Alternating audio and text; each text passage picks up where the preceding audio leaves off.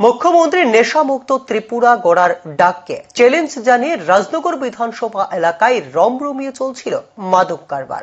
রবিবার রাতে রাধানগর ৩ নম্বর টিলা এলাকা থেকে ২৫ বোতল ফেন্সিডিল সহ পুলিশের জালে ধরা পড়ে সুমন বিশ্বাস নামে এক ব্যক্তি। অভিযুক্তের বাইক থেকে উদ্ধার হয় মাদক দ্রব্য।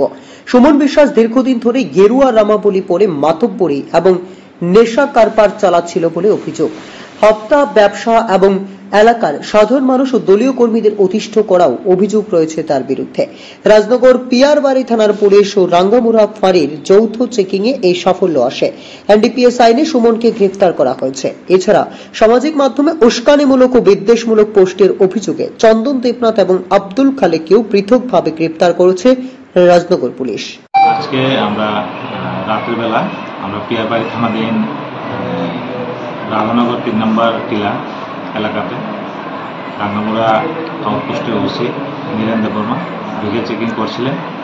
এমন সময় হঠাৎ করে একটি বাইক, সন্দেহজনক একটি বাইক আসে এবং বাইকটি পুলিশ দেখে পাশের একটি রাস্তা দিয়ে পালিয়ে যাওয়ার চেষ্টা করে। তখন সাথে সাথে আমাদের স্টাফ ওই বাইকটাকে এবং বাইক চালককে ডিটেইন করতে সক্ষম হয় এবং ওই বাইক থেকে আমরা তল্লাশি করে 25টি ফেন্সিডিল উদ্ধার করি এবং একটি বাইক ডিটেইন করি।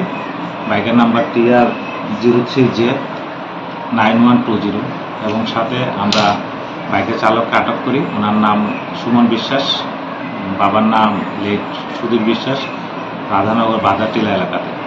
তো আমরা এখন একটি এনডিপিএস ধারায় মামলা নিচ্ছি এবং এই ব্যাপারে আমরা তদন্ত করছি এবং উনি এই মালগুলো কোথা থেকে এনেছেন এবং কোথায় এগুলো পাচার করবেন এবং এর সাথে কে কে জড়িত আছে এগুলো আমরা তদন্ত করছি। তদন্ত করে বের করে ওদের বিরুদ্ধে আমরা আইনগত ব্যবস্থা নেব। Report news vigilant.